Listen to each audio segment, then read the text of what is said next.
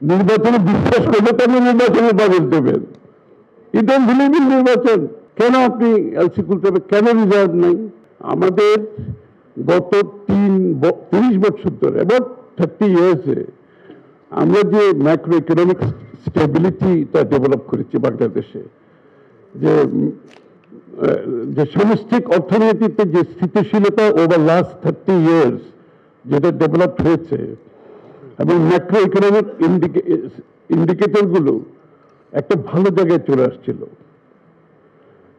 আমরা যখন ক্ষমতা ত্যাগ করি তখন গ্রোথ রেট ছিল 7.06 and all the macroeconomic indicators was good.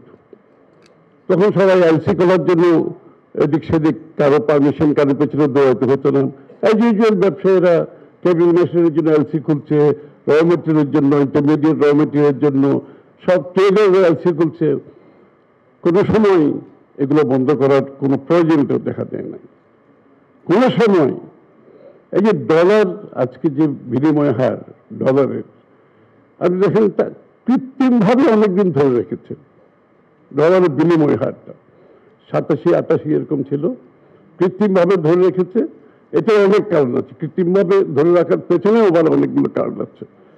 সেটা হচ্ছে ওই আমাদের অনেকগুলো বিষয়, যা অন্যদিকে তো আমাদের স্টোরি অনেক লম্বা বলতে হবে, আমি ওদিকে যাচ্ছি না, আরেকদিন হবে। কৃত্রিমভাবে ধরে রাখার কারণ হচ্ছে, করার পর যেটা হচ্ছে, যখন এই ব্লোটা আসলো, কারণ ব্লোটা আসলো, তখন সেটা আর সাস্টেইন করতে পারেন নাই। কারণ আপনি যখন কৃত্রিমভাবে কোনো কিছু ধরে রাখবেন, এটা একটা সময় আছে, কিন্তু যখন বিপদটা আসবে এটা সাস্টেইন করতে পারবেন না। তখন এক লাফে এখন 107-8-10-এ চলে গেছে। তো হায়ার এক্সচেঞ্জ রেট, অন্যদিকে বাংলাদেশ ব্যাংক টাকা প্রিন্ট করছে, that is also pushing the inflation which is not controllable, এটা না। এবং কেন আপনি এলসি খুলতে হবে, কেন রিজার্ভ নাই, এই যে ইমব্যালেন্সটা কেন হয়েছে, এটা তো আজকে প্রশ্ন করতে হবে। যে রিজার্ভ হঠাৎ করে ফল করার পেছনে কারণটা কি, এবং যে রিজার্ভটা দেখাচ্ছে সেটাও তো আজকে প্রশ্নবিদ্ধ। IMF এর estimate I think around 20-21 billion dollar এখন, তাই না? Something like that. যদি বা 27 না কত 28 বলা হয়, actually it is around 20 billion dollar আছে। তো সেখানে আপনি রিজার্ভ নিয়ে কি করেছেন? ভোট চুরি করে ক্ষমতা দখল করার, একটার পর একটা নির্বাচন দখল করার পরে ভোট চুরি করে যদি কোনো সরকার ক্ষমতায় আসে, দে হ্যাভ, ওরা জনগণের কাছে জবাব দিয়ে হওয়ার কোনো কারণ আছে?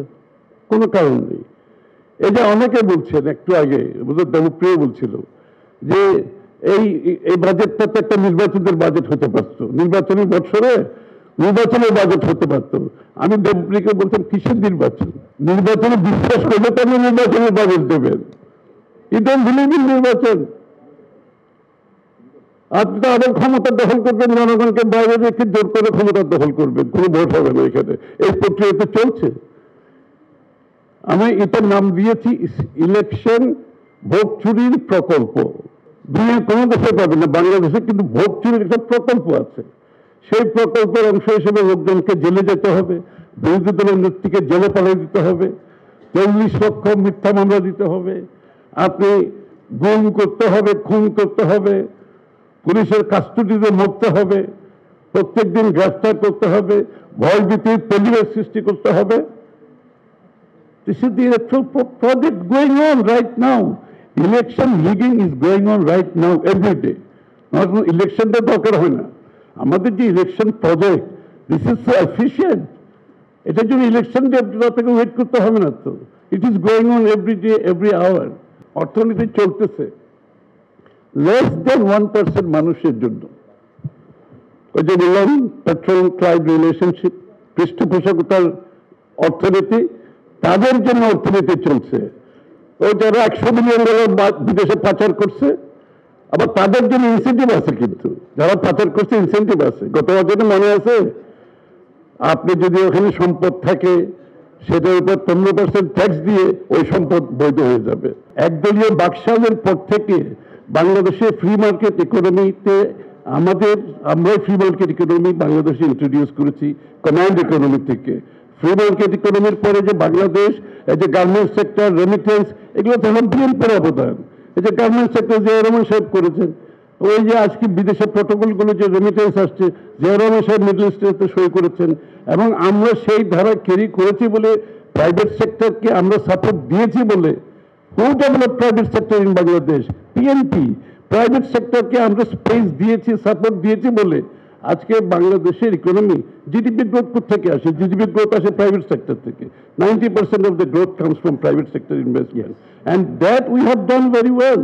আজকে পুরো যেই ম্যাক্রো ইকোনমিক স্টেবিলিটি আমরা সৃষ্টি করেছিলাম বাংলাদেশের ইকোনমিতে, আমরা 7.06% গ্রোথ রেট রেখে ক্ষমতা থেকে গেছি, and the curve was looking upward. আজকে Bangladesh should be growing in double digit if we continue our policy. আজকে Bangladesh should be growing in double digit. Instead, আমরা একটা ডিচের মধ্যে পড়ে গেছি। Very difficult time to come. সংবাদ, ফিচার ও অনুষ্ঠানের জন্য ভিজিট করুন সংবাদ প্রকাশের ওয়েবসাইট এবং যুক্ত থাকুন ফেসবুক পেজ ও ইউটিউব চ্যানেলের সঙ্গে।